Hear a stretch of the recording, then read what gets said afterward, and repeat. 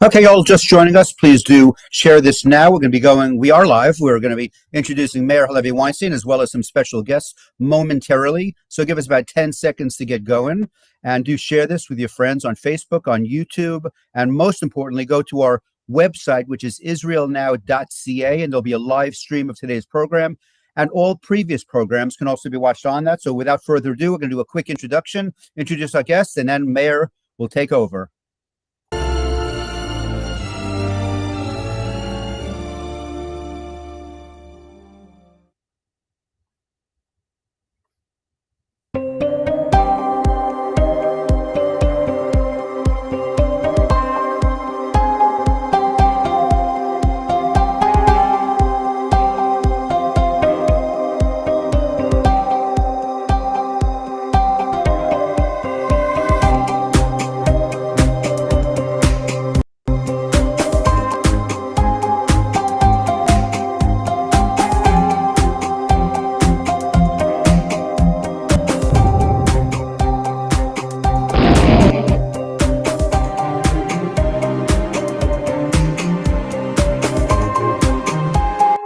Today's show will be about the challenges encountered and the risks taken and endured by advocates for Israel. And we'll have two special advocates for Israel with us today.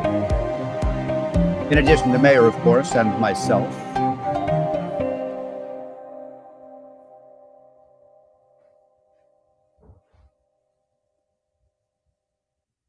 We'll have special guests, pro-Israel advocates, Barry Shaw. Just go to his LinkedIn page, Barry Shaw, and get all his information. He's quite an impressive resume behind him.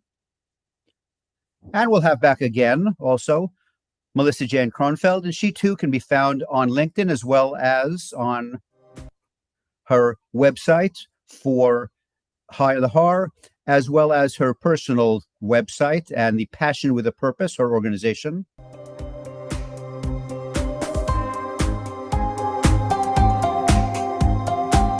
The world is a dangerous place, not because of those who do evil, but because of those who look on and do nothing. Please do join us in our fight against anti-Semitism.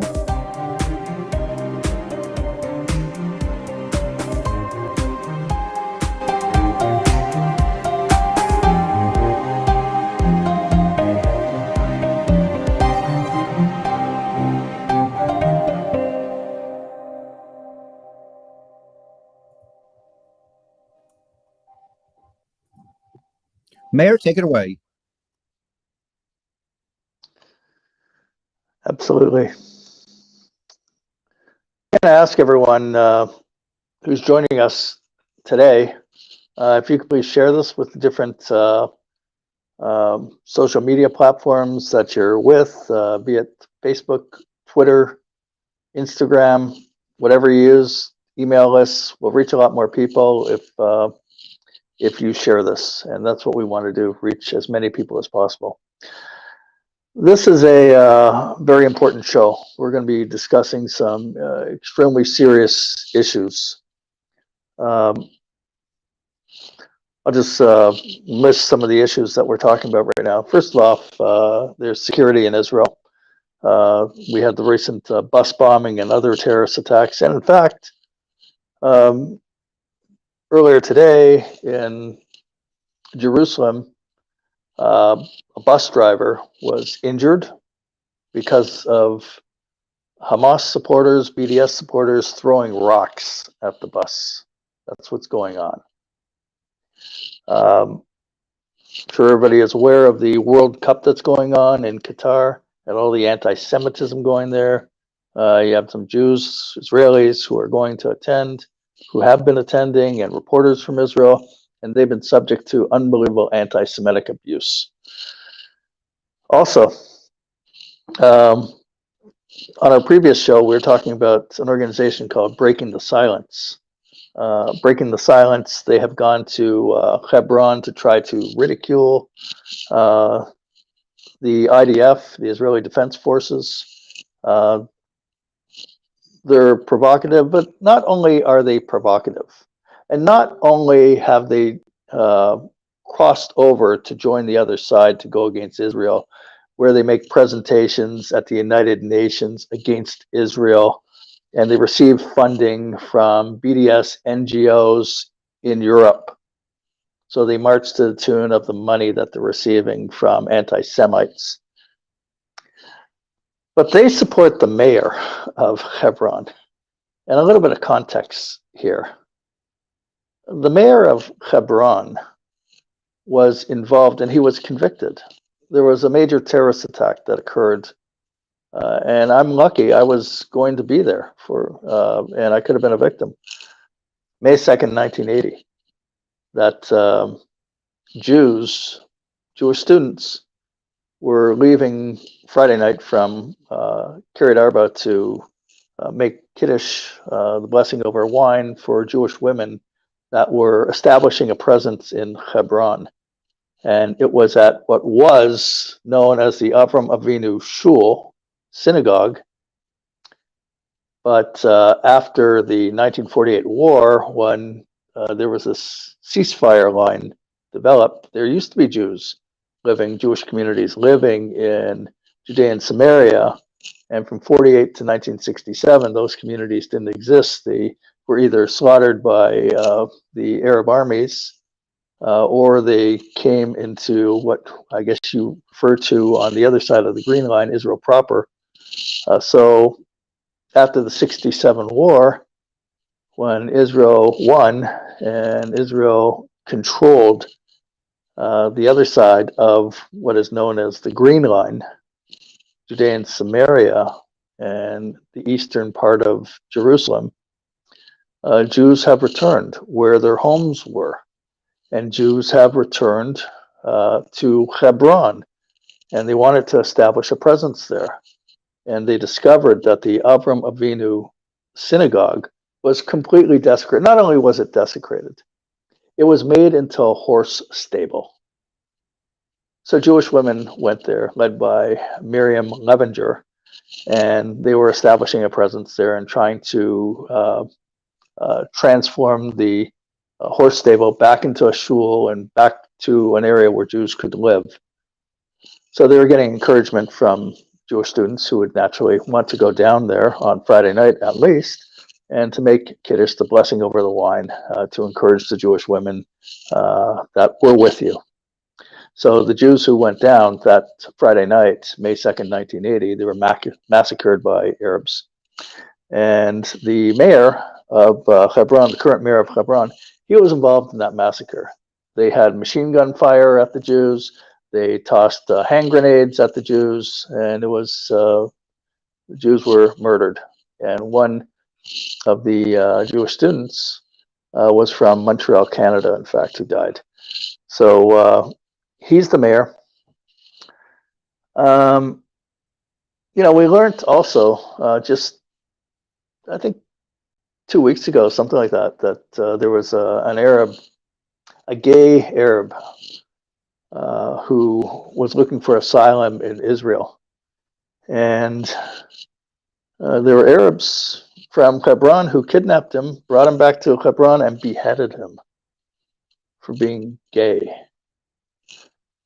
So we're going to be talking about, so the breaking the silence, they give a complete pass to the Arabs in Hebron. They're blameless of everything. And by the way, when the massacre occurred, May 2nd, 1980, the residents of Hebron, the Arab residents, they were passing out candy. They were celebrating.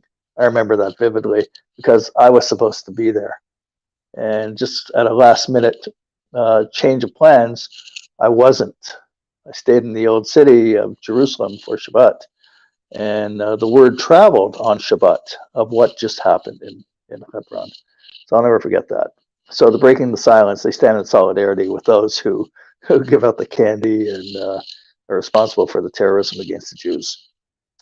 There's also this group in the United States. It's called the Black Israelites. And they're marching. They marched outside the Barclays Center where Kyle Irving was to play his first basketball game after being suspended for a few games, and they were standing in solidarity with his anti-Semitism.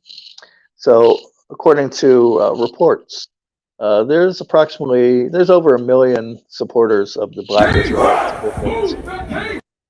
There they are. There they are.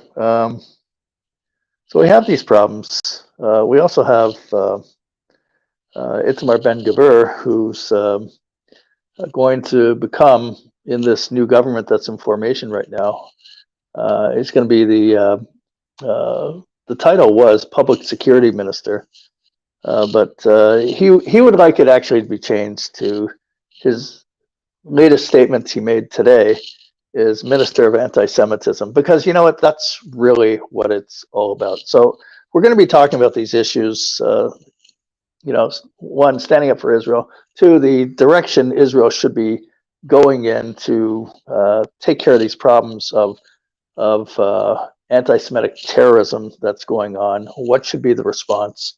What do we anticipate from Itamar Ben-Gvir, since if he does have this position in the government? We have Barry Shaw, who's an expert on security issues in Israel, that's with us, and Melissa Kronensweg, who's supposed to be joining us. She's working, helping out the Otzma Yehudit party, helping out Itamar Ben-Gvir. So I'd like to hear from her as well on this issue. Barry Shaw, how are you?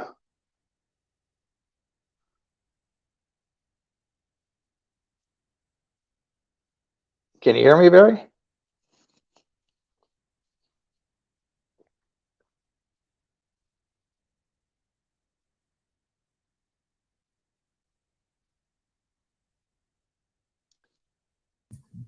Well, Barry, presently you have no sound, so you might want to reboot or figure out how to correct that while we put Mayor back on the screen.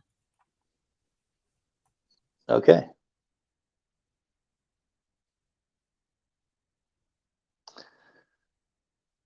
So I'm going to read just a short little bio of the mayor of Hebron. His name is Tashir Abu Sneina. And this is what it says on his Wikipedia page. Tashir Abu Sneina is a Palestinian Arab politician, a former member of the Fatah party, and mayor of Hebron in the West Bank. He was convicted by Israel for taking part in the 1980 Hebron terrorist attack, who caused the death to 6 unarmed civilians.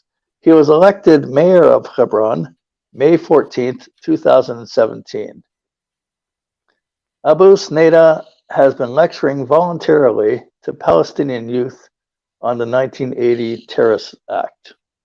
They don't consider it terrorism. They consider themselves to be freedom fighters.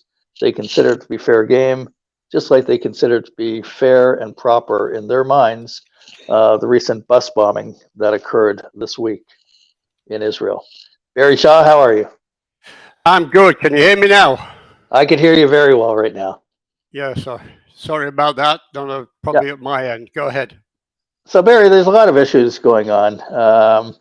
I mean, we had a horrible government previously that finally fell apart, led by Naftali Bennett, who was supposed to be from the Yamina party, to the right wing, the most right wing of anyone else in the entire country. And he's bringing people who into his coalition who deny the right of the Jewish people to have a state. And it just seems like he did somersaults and went, nobody could figure this guy out. But that government fell. And then Yair Lapid, he's talking about a 2-state solution, and the BDS movement, and the polls showing the mentality of the Arabs, at least in Judea and Samaria and in Gaza, that they're not for any kind of a 2-state. They're not for recognizing any kind of an Israel, any kind of a Jewish state of any boundaries. They want to replace Israel with their state completely and throw us out or kill us. And that's what they say. That's their manifesto. And that's what the BDS says. They don't recognize the Jewish people to have any kind of right to live there and have sovereignty. So you know, Lapid, he's talking about pie in the sky, two-state solution. The Minister of Defense, Benny Gantz, he's giving all kinds of funds to the Palestinian Authority. He's having Abu Mazen over at his home, a Holocaust denier. And but now we're hopeful that there's the formation of a new government, and it looks like Itamar Ben-Gvir is going to have a prominent position in dealing with the security issues in Israel. Tell me how you see the situation going. Do you see it as that this is a moment of change for Israel, or let me hear your thoughts on this. Well, as you rightly said in your opening, I am a student of strategic affairs, strategic studies and everything. And basically, I want to tell your viewers that what you're seeing in Israel is little no different from what's going on in the rest of the democratic West. What we've seen in the last couple of months, and it's been no coincidence, of governments like Sweden, Italy, Israel, America, swinging away from the left to the right. And in all countries, it basically depended on two issues, two major issues that took the voters or sent the voters to the polling stations and switched from left to right. And those two issues are quite simply security and security. It's both the economic security of the madness and inefficiency of leftist economic policies, which are more Marxist than capitalist. And we've seen the damaging results of that leave citizens in the States, maybe in Canada as well, certainly as we've seen in the polls in Sweden, in Italy, and in Israel, swinging to the right, because economic security is vital for each and every individual and family. But the other issue that we have here, perhaps even more so than some of the other countries, is the physical security. And I think you just touched on that.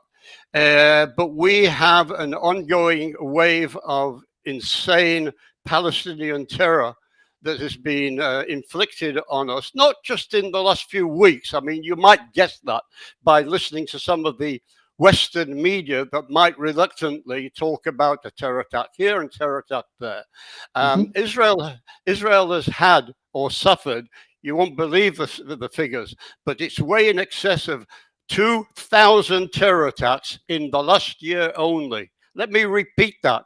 2,000 terror attacks in the last year only. These figures are not made up by me. They're on the Israeli Foreign Ministry website, which has resulted in hundreds of Jewish and Israeli deaths and even more seriously injured. And quite frankly, this is one of the reasons that made people vote for the parties and the people who were telling the voters they will solve the problems of Israelis' physical and economic insecurities. That was it. I mean, some of the media of the West and some of the leftist politicians might claim it's all racism. But I think I mentioned, Mayor, in an earlier show of yours, we've heard this. I've heard this echoed as part of my strategic studies, both in Sweden, in which the defeated Social Democrats there in Sweden, beaten by the Swedish Democrats, accused the Swedish Democrats of being not somehow associated with the Nazis. We heard it in Italy when this woman, Giorgia Meloni, became the first female prime minister of Italy, talking for actually independence for Italy from the bureaucrats in Brussels, and also looking for a free market economy and security for the Italian people and a better economy. And they called her a fascist because some of the distant past of one of the parties was linked to Mussolini in the past. So we heard it in Israel as well. So what? We even heard it from no less than the President of the United States in Philadelphia with a backdrop which looked to me certainly fascist, call anybody who didn't vote for him or the Democrats as semi-fascist. So this accusation of racism simply won't last, and we have to see what happens. We've had the guy who the people condemn saying that he wants to have some security ministries in order to enact a stronger security for both Israel, Jew and Arab, by the way, because it's not only terrorism coming out of not only from the Palestinian controlled areas, but some of the major Arab towns as well, where they're coming out of places like Fahim and attacking people and killing people in Hadera, and out of some of the other mixed towns as well. So he wants to apply law and order, and quite frankly, some of the Israeli Arabs want to do it because they've rejected the thought or the notion of Israeli police actually strengthening security for Israeli Arabs in Israeli Arab towns. But it's getting so criminalized right now that the Israeli Arabs and the mayors are actually begging for this right now. So I would take whatever they're saying about one or two people in Bibi's coalition with a pinch of salt, and let's see how things pan out. Because if they bring security more than we got out of Yair Lapid and Benny Gantz, for instance, then this new coalition government will work. Well, look who's talking about being very concerned about the formation of this government. The Secretary of State, Anthony Blinken. Anthony Blinken just traveled on a private jet to Qatar to watch the World Cup. But who did he bring with him? He brought Ilhan Omar with him. You're to joking. Qatar. Nope, that's circulating right now on social media right now. That's what he did. So he brings an anti-Semite, someone who is part of the BDS that wants to see no Jewish state. He brings her, and he's doing somersaults about the appointment of Itamar Ben-Gvir, saying, "Oh man, that's horrible. Look at who he is. He's a dangerous person to be in the government of Israel. That can't be. We can't have that. Look at me. I'm the Secretary of State. I know exactly what is anti-Semitism, what is right, what is wrong." He is just full of it. And he tries to use his credentials that he's Jewish. He's intermarried. He got married in a church. And his commitment to Israel? Really? Thank God that Israel, the GDP is exploding through the roof right now, and it's only getting stronger and stronger. And with the discovery of gas that Israel's going to be selling to Europe, it's unbelievable, the economy that at one time the U.S. assistance to Israel was over 10% of the GDP. Now it's less than 1%, and it's not even assistance. It's an investment into strategic planning and technology that benefits the United States. So, I mean, if they don't want it, Israel's.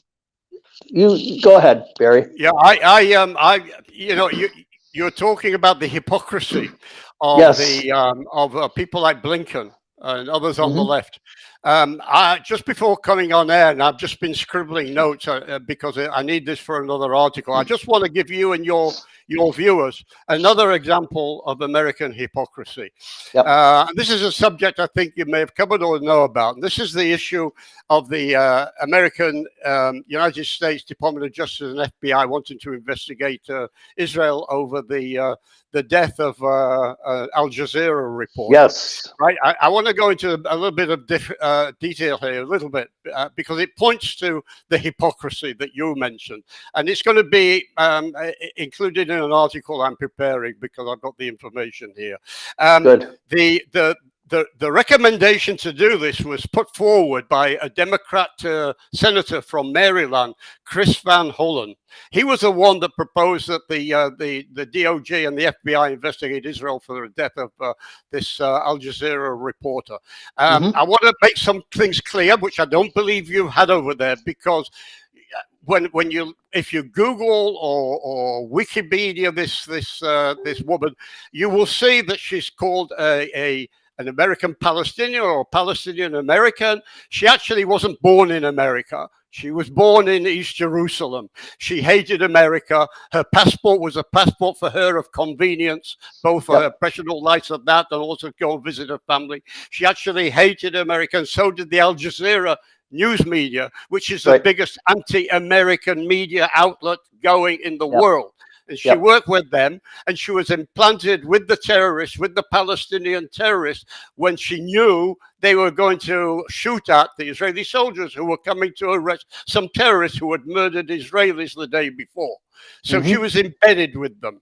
Now, where's the hypocrisy coming out of this? Why is there no Biden administration solidarity with the Pilichowski family? Who are the Pilichowski family or the Roth family? Pilichowski family was the parents of a young teenage girl, Naomi Pilichowski, who was murdered just a few days ago by Palestinian explosive bomb. Just so happens that her father is also a journalist. I'm waiting to hear the Department of Justice, and the girl, Naomi, was an American Israeli Jewish girl. I'm still waiting for the other shoe to drop of the Department of Justice of Merrick Garland and the FBI calling for an investigation, investigating the Palestinian Authority over the death of Naomi Pilichowski. I'm still waiting. I'm still waiting for the Department of Justice and the FBI and even the Biden administration to request from King Hussein of Gordon, to which the American administration is giving millions and millions of dollars, to hand over the chief operator who drove the suicide bomber to the Sbarro restaurant pizza place in Jerusalem and killed over a dozen people, including a couple of Americans, including Malky Roth. And the Roth family is still trying to get justice in the United States for the murder of a daughter by this. Now, the FBI make the excuse about the killers of Naomi Pilichowski or Malky Roth. They're unable to find them. Give me a break. This heroine of a terrorist operator actually escaped justice in Israel, escaped capture in Israel by fleeing to Jordan, where she was treated like a celebrity. And she has her own TV channel over there. Don't tell me that the FBI don't know where to find her. She's on TV nearly every night in Jordan. Absolutely. Absolutely. So this hypocrisy of looking for justice for a Palestinian woman who hated America and yet will do nothing to people who are still maybe Jewish, maybe Israeli, but still proud possessors of an American passport, and they do nothing to do anything about it. No, absolutely. That's the hypocrisy is clear. The anti-Semitism is blatant. The double standards are right there to see. I'm, with all that said, still. Can I mention another? Can I mention another thing here? Because you and I spoke about the show. We probably won't have a lot of time to talk about the need for public diplomacy. Yes. On the very issue I just spoken about. I'm not hearing anything, not from the Democrats. They're the ones that call for the investigation, not by anybody else. But I would have thought that I would have been hearing from Jewish organizations in America to insist that the DOJ and the FBI give the same measure of justice to the family of Naomi Pilichowski or the family of Malky Roth. But I haven't heard a thing. I've not heard a thing from any of the Jewish organizations of America, or the outrage that nothing has been done for justice to be brought about the killers of these teenage girls. Nothing. Listen, the American Jewish organizations should be ashamed of yourself if you're watching this program. Absolutely. Noah Tishby, who was appointed by Yair Lapid to be the envoy to the United States on anti-Semitism, she made a video, I think just before Shabbat, about that point exactly. And she's pretty outraged of the blatant double standard that, no, they will not, the U.S. Department of Justice, the FBI, they will not ask for an investigation into any of that, what you mentioned. But yes, against this anti-American BDS, Al Jazeera reporter who happened to be in Jenin as they're celebrating murdering Jews in Jenin, the terrorist attacks. I saw the celebrations going on there, and it's a nest of vicious anti-Semitism and terrorism in Jenin. Not a peep from her, not a peep from Al Jazeera about that. To them, they're all freedom fighters. They're allowed to kill Jews. But from those that we would expect to call it out, the Democrats are completely silent, and the Jewish organizations in the United States, and I guess same thing in Canada, is they're quiet. Well, I want to tell you, Mayor, I have to be even-handed and balanced on this. I'm an equal opportunity offender over here because I want to call out also Israel and Israeli Knesset. I'll give you the example. We have a member of the Knesset whose name is Ofer Kassis. And he's a member of the Knesset of the Arab Communist Party, Hadash Tal. Right. And when the explosion went on in the double explosions in Jerusalem, he blamed the death of another teenager, a 16-year-old Arya Shekopit, blown up by a Palestinian bomb in Jerusalem just a week ago, as being, wait for it, a victim of the occupation. So he was blaming this teenage boy who had been murdered by Palestinian terrorists as a victim of the occupation, not a victim of Palestinian terrorism that has been going on against Jews for 100 years, but a victim of the occupation. This is the woke language that is being adopted. That's really this emphasis that comes out of the campuses of America and places like that, and it's being adopted by these people, even the Arabs, of communist Arabs sitting in the Israeli Knesset, which shows what a crazy democracy Israel has, who is accusing the death of a teenager over here on Israel's fault for the terrorist murderers that went out deliberately to murder people like these teenagers. This is the insanity of the language of the left. And what has happened is that the Palestinians have progressed from using the Jew hatred in Islamic terms, going back 100 years, like people like Hajj Amin al-Husseini, and using now the secular languages of human rights and social justice, and saying that the victim is really a victim of the Jews and not by the Arab murderers that came to kill him. This is when I'm in Israel, gone mad. Yeah, when I'm in Israel and I speak to your average Jew in Israel, they want security, and they don't want this situation to be like this. And I was there when the major terrorist attacks occurred in Hadera, Beersheba, Elad, Tel Aviv. Those terrorist attacks, and everybody saw the celebrations going on. Everybody saw during Ramadan the Hamas rallies on the Temple Mount. Everybody saw that, and everybody saw the accusations about this journalist as well. I saw the march in Jerusalem, the burial procession. So, and they want change. They voted for change, and we want to see this change. We want to see proper security in Israel, and also there should be. I mean, there are laws to be a Knesset member. They ganged up to strip Rabbi Meir Kahane of his his status to be a member of the Knesset, but they'll bend over backwards for this Knesset member that you mentioned, and there are other Knesset members who deny the right of the Jewish people to have a Jewish state. They deny it, and there is a law there, but the law is not being implemented at all. Mayor, but this particular party, the Balad Tal, do not deny it. They're sitting in the Knesset saying this is their ultimate aim. And this is why Israel is, you talk about Israel is an apartheid state, a racist state, but this is representative of our Knesset. Take it or hate it, this is what's going on.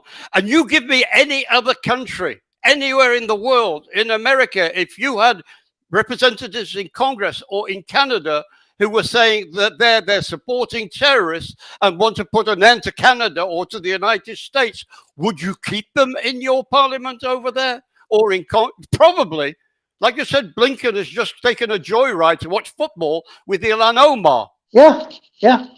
So, and you wonder why Israel is incensed by a world gone crazy, and we're demanding security for ourselves.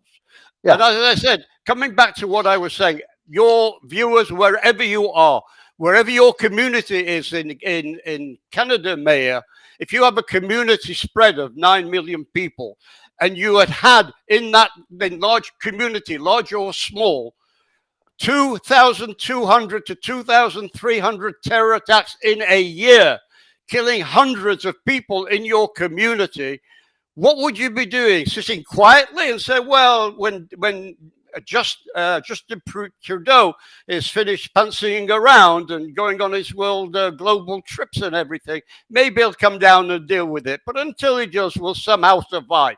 Give me a break. You would be absolutely as livid as we are in Israel. Well, let me tell you what just happened last week in Toronto. In Toronto, there's the largest Reform Jewish congregation. It's called Holy Blossom. And Holy Blossom last Tuesday night, they hosted the Breaking the Silence, 2 representatives from the Breaking the Silence. Now, I mean, we exposed who they are. We did the best we can to get it out there. This is who they are. This is what they represent. They're BDS. I even spoke to the senior rabbi of that synagogue, and she basically didn't deny that. She was trying to say, well, we have nothing to do with it. We're only renting out space, that kind of line. So here's the issue. Here's the issue. You would hope that after they're exposed, that the turnout would be not many people. It was packed. It was a full house to hear the presentation of the Breaking the Silence, to slam Israel, to call Israel an apartheid state, to say that the IDF is evil, to say that the people in Hebron that give out candies after Jews are murdered, they're freedom fighters and they're celebrating for their freedom. This is what was said. This is the message at the Holy Blossom. And the very next day was the terrorist attack in Jerusalem of the bus bombings. Outrageous. It is outrageous. However, what I would do, if you either do it yourself or send me the contact information, and I will send an official request on behalf of the Israel Institute of Strategic Studies for this synagogue to be even-handed, and for them to invite either Israeli organization called Im Tirtzu or Regavim to come over to the same congregation and let them hear another side of the discussion, the debate, and they will get a truthful side of the debate as well. And I will send you the information. Invite the same audience to come and put questions to the representatives of Im Tirtzu and Regavim, or even Israel Institute of Strategic Studies, and get a completely different thing. And we will come with PowerPoint presentations, with videos and everything to prove the other side of the debate. I will certainly get you the information. Absolutely. And also the thing about Breaking the Silence, we know very well, is they're funded by a lot of European NGOs in order to go out and bring sort of false accusations against Israel when you hear the actual. And I can give you other previous examples of where they've sort of said things about Israeli soldiers that have been completely wrong. Right. There was a famous one of a picture of an Israeli soldier holding what looked like a man bleeding from his head and saying, look what they do to the Palestinians. This Israeli soldier had just rescued this Jew from a lynch mob, and he was holding onto him, and he had his weapon at the Arabs that were trying to kill both this innocent Israeli civilian and also the soldier at the same time. But they took that picture and they misinterpreted it into something completely different that it was not. So you have to be very difficult of the so-called evidence they come up with. In other words, if that synagogue didn't have an even-handed debate with somebody on one side and somebody like me on the other, then they get away with their things. But part of what I do to do with public diplomacy, and there's a difference, unfortunately, between public diplomacy and government to government diplomacy. And this is why Israel and the Israeli government is not very professional about it, because public diplomacy really depends on either individuals or organizations or voluntary groups, whatever, or sponsored groups to do the research and give the information over. And where we lose this battle is because to win the battle, it takes a network to defeat a network. And the network on the other side, the leftists, have unlimited amount of funds, as you can see by the way that the Biden administration shovels millions and millions of dollars to the Palestinian Authority, despite the fact, or in spite of the fact, that they have this pay-to-slay policy, and they have this incitement, and they have this training kids to become weapon training on summer camps that were just finished recently on the United Nations UNRWA refugee schools and camps and everything. And that these are richly funded to carry on their propaganda and incitement to kill Jews and a world without Israel. This is the insanity that both countries like or the Biden administration or Breaking the Silence or European NGOs do all the time to switch the image to a false one. Absolutely. I mean, it seems that, according to everything I'm reading, I'm trying to keep as up to date as I can, that it seems like this coalition government is almost finalized. How do you see it right now? What are you hearing? No, there are some problems. It's going to take in excess of a year. I mean, Ben Gvir has got the post that he wants. Smotrich is hanging out for one or two positions that Benjamin Netanyahu wants to give to more experienced people in his government, and wants to give Smotrich some other posts, which he's refusing right now. So Bibi's got another week and a half or so in order to finalize the horse trading.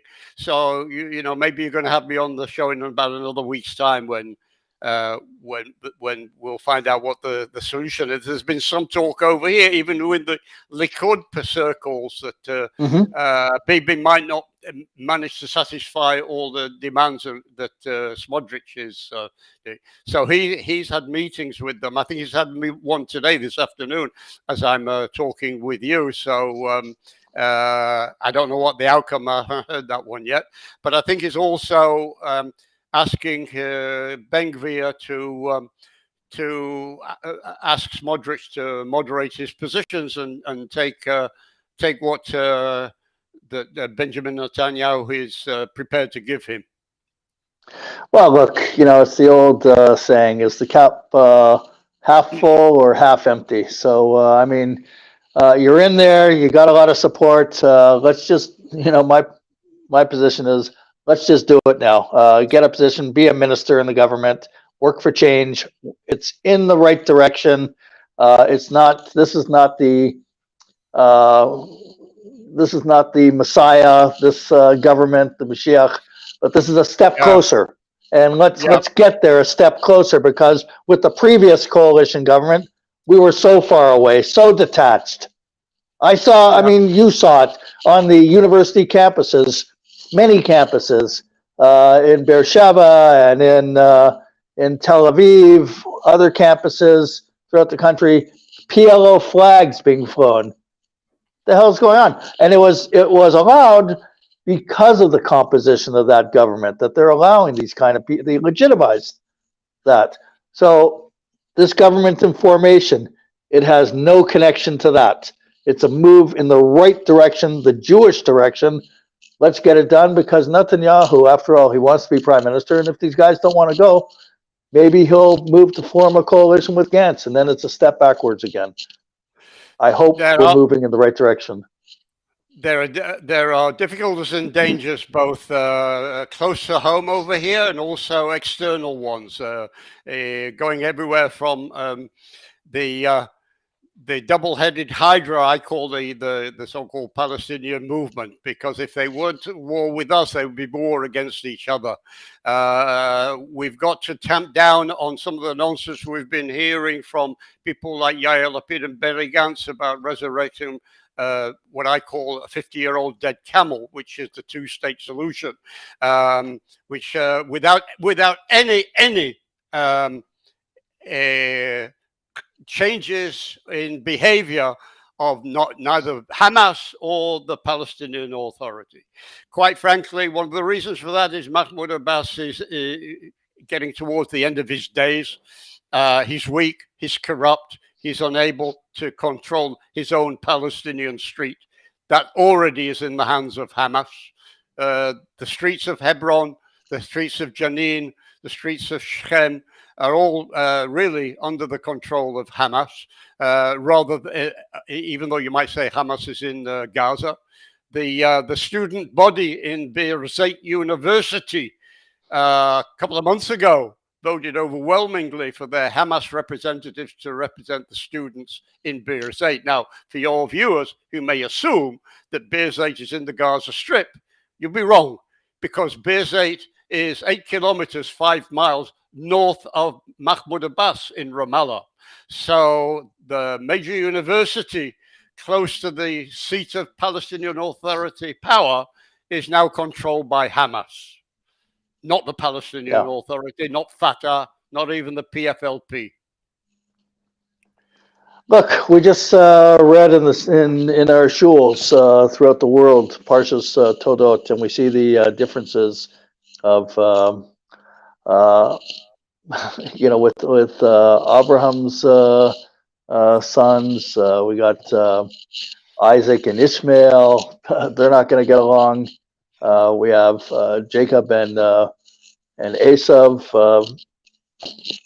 This is just the reality of how it is, and they're getting along with Mahmoud Abbas and those who deny our right and want to go to war against us, and that's what all they're about. And they deny everything is denied. We're white European colonialists that came from there. No attachment. We're not even Jews. We're every single anti-Semitic trope is what they come up with. Just such garbage. And we're supposed to be smiling, saying, "Yeah, we'll shake your hand. We know you want peace." BS. Call it out and just. I've got two views on that, Mayor. One of them is sort of semi-humorous, because something you just mentioned about other people who are claiming to be Jews. If people like Kanye West and the Black Hebrews claim that they are the true Jews, my response to that, people were appalled by that. It's anti-Semitic, and I laughed and I told people, let him have that burden. I want Kanye West and the Black Hebrews to be the Jews, and let's see how you like the anti-Semitism. I'll give you 3 weeks of taking the whole garbage that we have every day and had it for thousands of years. You take it on your shoulders for, let's say, a year. I can imagine Kanye West and the Black Hebrews be saying, okay, they're the Jews. Let's do it. Let me sit back and enjoy life for a while while I get myself a cool drink and see how you cope with that.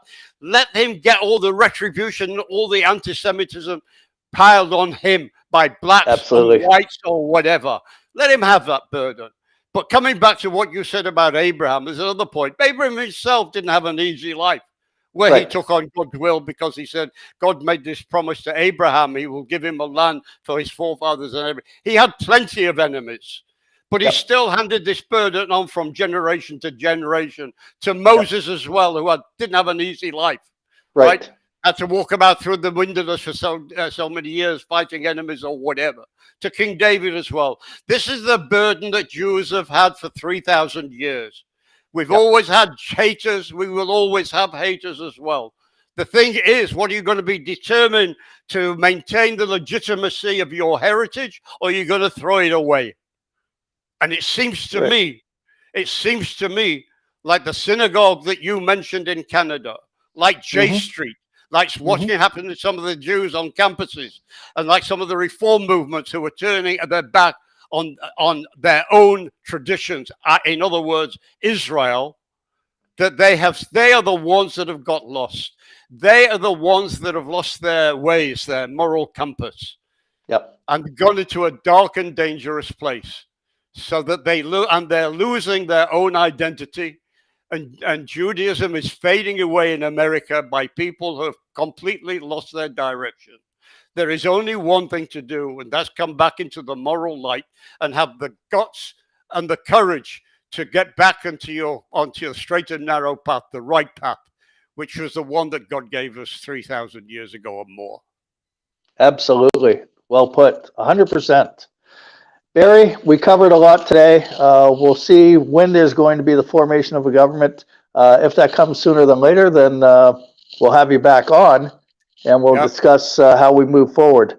I want to thank you very much for joining us. Just give us a final word to our viewers before we sign off. It's important for you, and I hope your viewers are Christian as well as Jewish as well, because I want to tell your Jewish viewers, from my experience, we find sadly, more enthusiastic support for Israel coming from the Christian communities than a lot of the Jewish communities. Mayor has given you certain examples. And I think you have to get back and find your own roots, your own moral roots and everything. Get back to your traditional values. Be supportive and be active for Israel. If anybody needs any help, is anybody having any problems, I've written books, I've written articles. Find me on the social media. Send me an email if you have difficulties. I will be happy to send you material, give you advice on how to represent the truth about Israel. Excellent. Thank you very much, Barry, and we'll have you on again. Thanks, Mayor. Nice to see you again. Important show. Thank you very much. We're signing off. Thank you, and shalom to everyone for watching.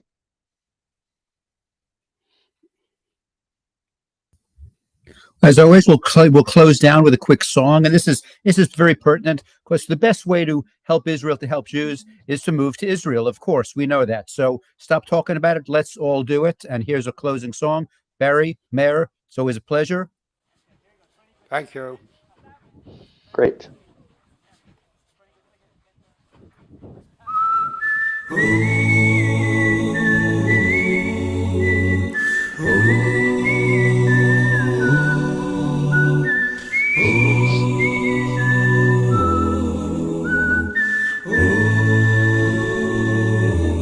Left it all to be with you. Distant dreams have now come true. Walk the streets of legends told.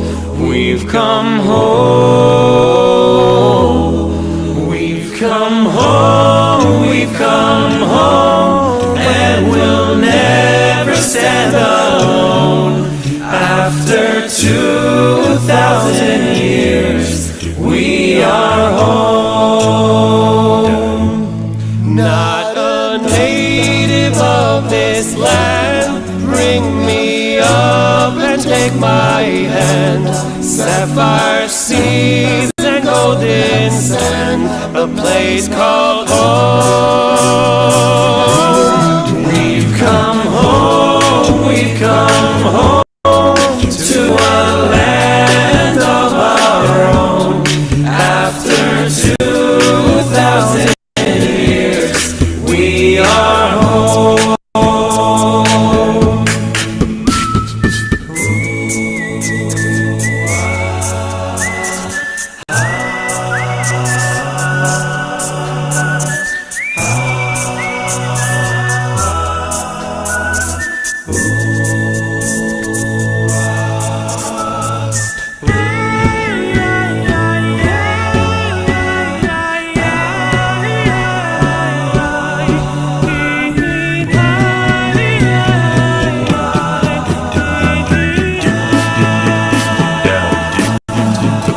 ארצי מולדתי, על אדמתי צעדתי, עברי עתידי, זה ביתי.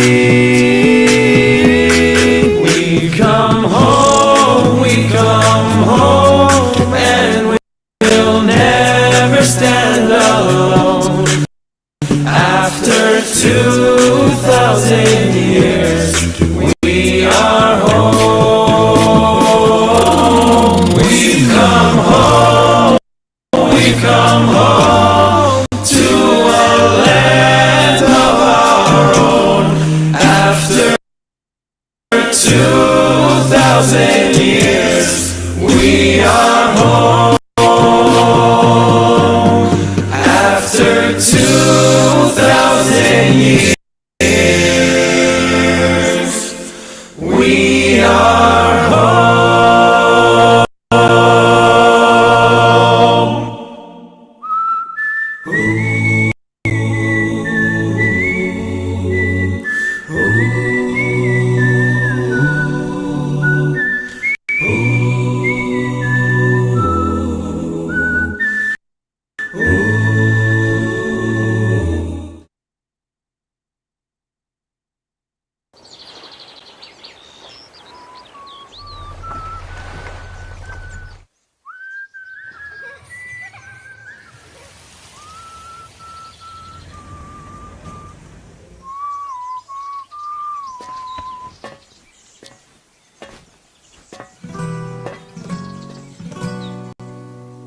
קולות בלבב בנימה נפש